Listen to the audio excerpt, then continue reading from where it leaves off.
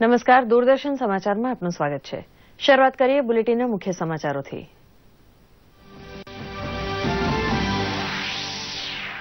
BRICS સંમેલનમાં ભાગ લઈ પ્રધાનમંત્રી સ્વદેશ પરત ફર્યા. બ્રિક્સ આઉટરીચમાં પ્રધાનમંત્રી મોદીએ કહ્યું, દક્ષિણ આફ્રિકાના 8,000 વિદ્યાર્થીઓની શિષ્યવૃત્તિનો કરવામાં આવ્યો છે વિસ્તાર. નવા વિચાર અને અસરકારક પગલાંથી બ્રિક્સ દેશો વચ્ચેનો સહયોગ વધારીને ભવિષ્યની દિશાનો રોડમેપ થશે નક્કી.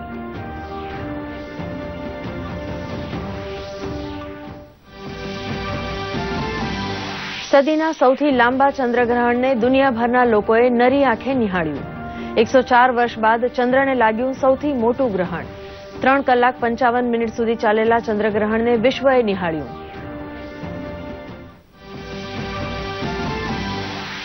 કચ્છના સરસપર ખાતે 69માં વન મહોત્સવનો પ્રારંભ કરાવતા મુખ્યમંત્રી રૂપાણી, જળ ક્રાંતિ બાદ હરિયાળી ક્રાંતિ માટે કર્યું આહવાન.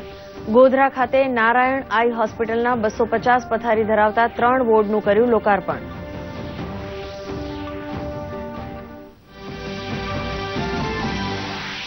કેન્દ્ર સરકારની યોજનાના મીઠા ફળ. ભાવનગર અને ભરૂચ વચ્ચે રોરો ફેરી શરૂ થતા વેપારમાં થશે વૃદ્ધિ, સાથે પ્રવાસનને પણ મળશે વેગ. જન ઔષધિ કેન્દ્રોમાં મળી રહી છે સસ્તા દરે દવાઓ. સમાચાર વિગતવાર. બ્રિક્સ સંમેલનને સંબોધન કર્યા બાદ પ્રધાનમંત્રી નરેન્દ્ર મોદી ભારત પરત ફર્યા છે. અગાઉ બ્રિક્સના સમાપન સત્રમાં પ્રધાનમંત્રી નરેન્દ્ર મોદીએ ડિજીટલ વિશ્વના પાયાગત માળખામાં વધુ રોકાણ સાથે ડિજીટલ દુનિયામાં કૌશલ્ય વિકાસનો ઉપયોગ કરવા માટે આહવાન કર્યું હતું. પ્રધાનમંત્રી મોદીએ આફ્રિકન દેશો, આફ્રિકન યુનિયન તેમજ આફ્રિકન નેતાઓને અને અન્ય દેશોના રાષ્ટ્રાધ્યક્ષોને સંબોધન કરતા ભારત તથા આફ્રિકાના સંબંધોને ઐતિહાસિક ગણાવ્યા હતા. પ્રધાનમંત્રીએ જણાવ્યું હતું કે દક્ષિણ આફ્રિકાના 8,000 વિદ્યાર્થીઓ માટે ભારતમાં શિષ્યવૃત્તિ વિસ્તારવામાં આવી છે. પ્રધાનમંત્રીએ સંબોધનમાં દક્ષિણ આફ્રિકાને મુક્ત વ્યાપાર નીતિ અપનાવવા માટે પણ અભિનંદન આપ્યા હતા.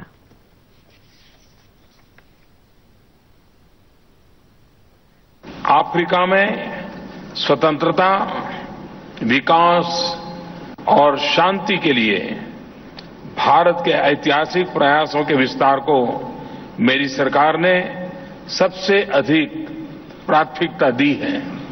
हर वर्ष 8,000 अफ्रीकी छात्रों को भारत में स्कॉलरशिप, 48 अफ्रीकी देशों में टेलीमेडिसिन के लिए ई नेटवर्क और प्राइवेट सेक्टर द्वारा $54 बिलियन के निवेश से अफ्रीका में अफ्रीका को जरूरतों के आधार पर कैपेसिटी बिल्डिंग हो रही है. પ્રધાનમંત્રી નરેન્દ્ર મોદી આજે લખનૌમાં શહેરી આવાસ અને માળખાકીય સુવિધાને લગતી અનેક પરિયોજનાઓની શરૂઆત કરાવશે. પ્રધાનમંત્રી આવાસ યોજનાના લાભાર્થીઓ સાથે પણ પ્રધાનમંત્રી સંવાદ સાધશે. પ્રધાનમંત્રી ₹4,000 કરોડની પરિયોજનાઓનું ઉદઘાટન કરશે.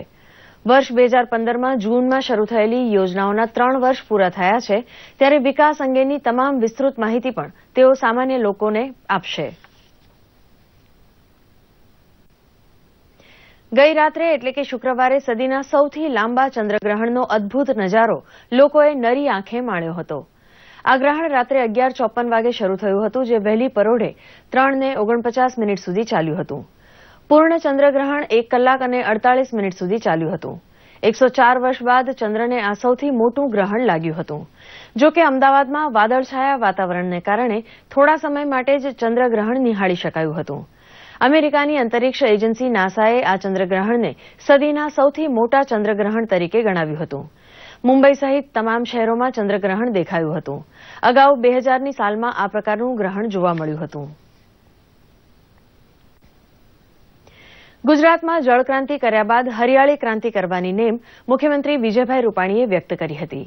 69માં વન મહોત્સવના પ્રારંભે કચ્છમાં મુખ્યમંત્રી વિજય રૂપાણીએ રક્ષક વનનું લોકાર્પણ કર્યું હતું.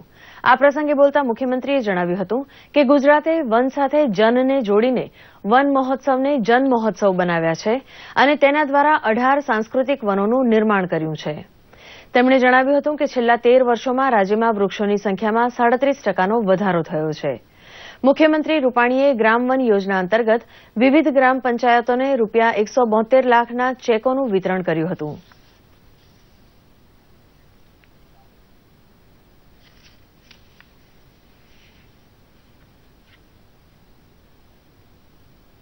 જે આપણે જલ અભિયાનમાં તળાવો ઊંડા કર્યા, દક્ષિણ ગુજરાત, મધ્ય ગુજરાત ને સૌરાષ્ટ્રમાં વ્યાપક વરસાદને કારણે લગભગ બધા ભરાઈ ગયા છે.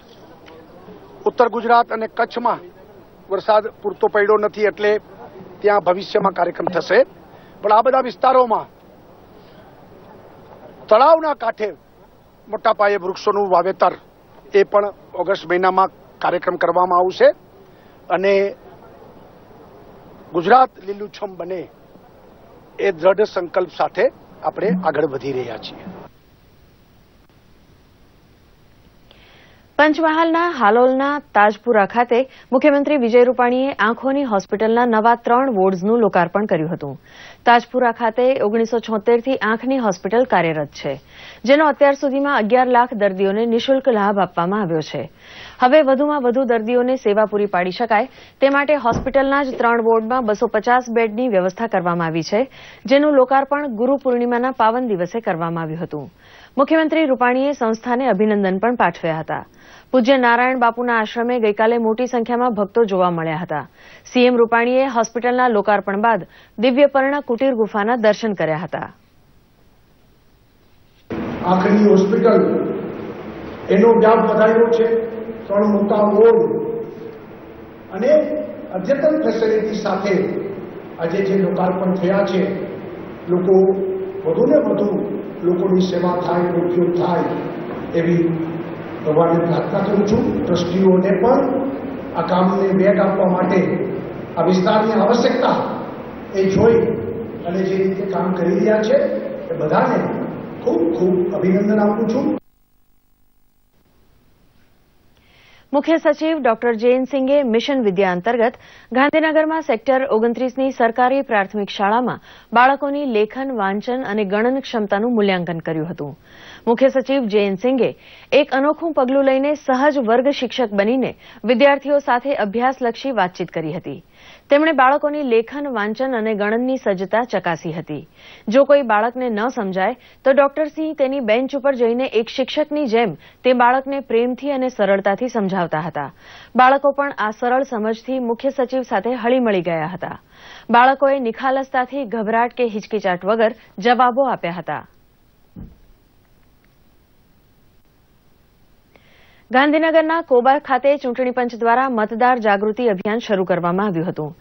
ગાંધીનગર જિલ્લાના ચૂંટણી અધિકારી જાહ્નવીબેન પટેલના અધ્યક્ષસ્થાને કોબા હાઈસ્કૂલમાં યોજાયેલી આ બેઠકમાં શાળાના શિક્ષકો, આચાર્યો તથા પુખ્ત વયના વિદ્યાર્થીઓને મતદાન કેવી રીતે કરવું તે અંગે સમજણ આપવામાં આવી હતી.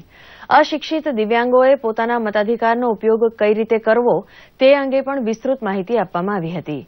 આ કાર્યક્રમથી ગામના લોકોમાં મતદાન કરવા અને પોતાના મતદાન સંબંધી પ્રશ્નો વિશે માર્ગદર્શન મળતા તેમને મૂંઝવતા પ્રશ્નોનું નિરાકરણ થયું હોવાથી ગાંધીનગર જિલ્લાના ચૂંટણી અધિકારી જાહ્નવીબેન પટેલે જણાવ્યું હતું.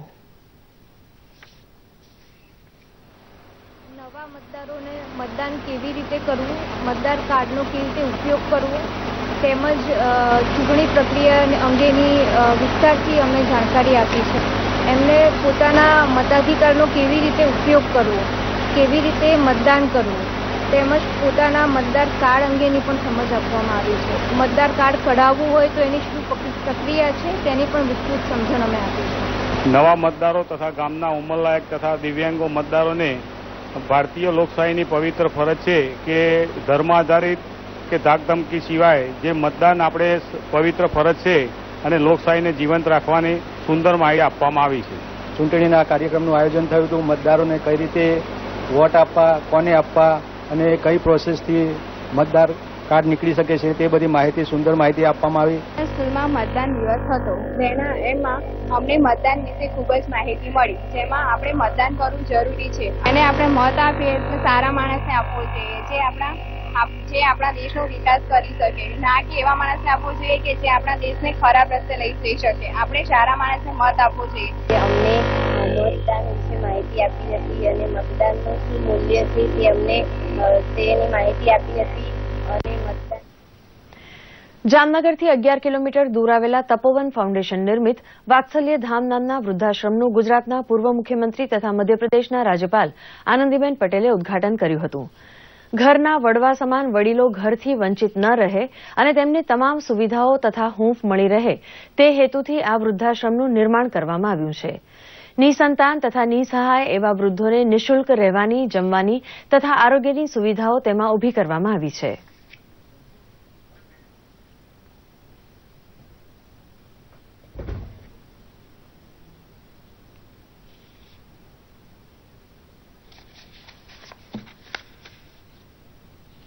સૌનો સાથ, સૌનો વિકાસ.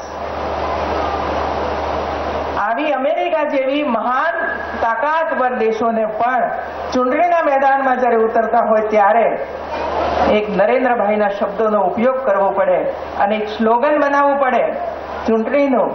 એનાથી વધારે ગૌરવ આપણને બીજું કયું હોઈ શકે મિત્રો? તો આવા એક મહાન દેશના આપણે સૌ નાગરિકો છીએ. નાગરિક તરીકેનું આપણું કર્તવ્ય આપણે સમજીએ મિત્રો. માત્ર લેવાની વાત ન કરીએ, આપવાની વાત કરીએ. 30 રૂમ છે અને અમે નિસહાય, નિસંતાન અને એવા વડીલોની અહીંયા સેવા કરશું. અને 30 રૂમમાં 60, એક રૂમમાં 2 એવા વડીલો રહી શકશે. 250 ફૂટ જેવો રૂમ છે અને નિઃશુલ્ક પણ રાખવાના છે. પાણીજન્ય રોગચાળો ફાટી નીકળતા વડોદરામાં ઘેર ઘેર ઝાડા ઉલટીના કેસો વધ્યા છે.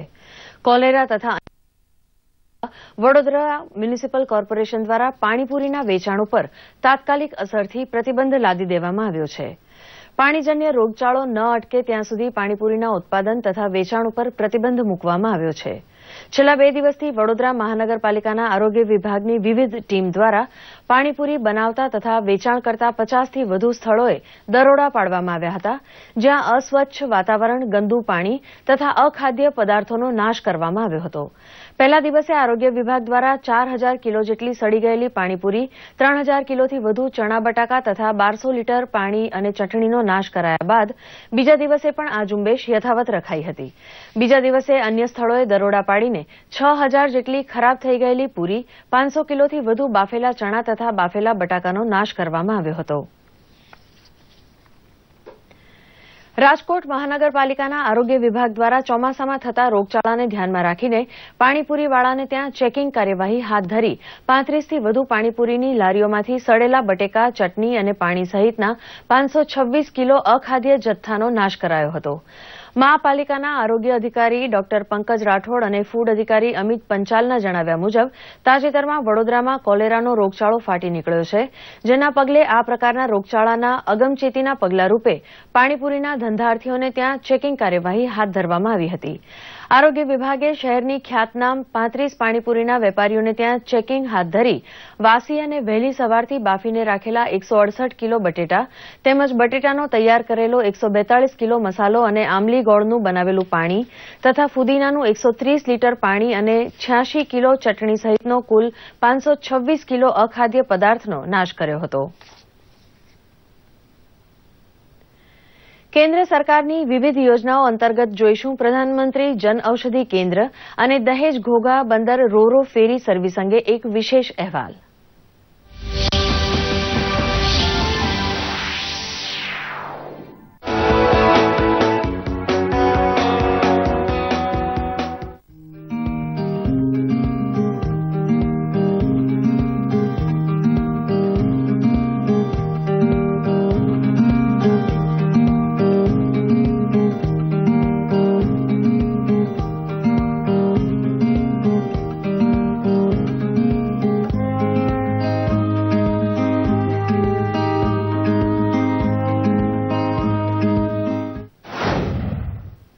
ઘણી બધી પ્રકારની દવાઓ આવે છે પ્રધાનમંત્રી જન ઔષધિ કેન્દ્રની, જે ખૂબ જ ગુણવત્તા છે અને ખૂબ જ સસ્તી અને સારી આવે છે. જે દવાઓના લીધે લોકોના ઘરમાં બીજી દવાઓ લેવાના લીધે, મોંઘી દવાના લીધે ઘરની અંદર બજેટ ખોવાઈ જાય છે, તેની જગ્યાએ જન ઔષધિ કેન્દ્રની દવા યુઝ કરવાથી ઘણા દર્દીઓને, ઘણા લોકોને ફાયદાકારક છે અને આ દવાઓની ક્વોલિટી, ગુણવત્તા ખૂબ જ સારી રહે છે. જ્યારે હૃદય રોગનો હુમલો આવ્યો હતો ત્યારે મારી પાસે ખાનગી મોટી હોસ્પિટલમાં સારવાર કરવાની મારી શક્તિ નહોતી, પરંતુ સરકારના મા કાર્ડના કારણે આજે જીવિત છું. સાથે મોદી સરકારના જન ઔષધ સ્ટોરને કારણે મારી દવાઓ ખૂબ સસ્તી મળે છે. આભાર નરેન્દ્ર મોદી સરકારનો.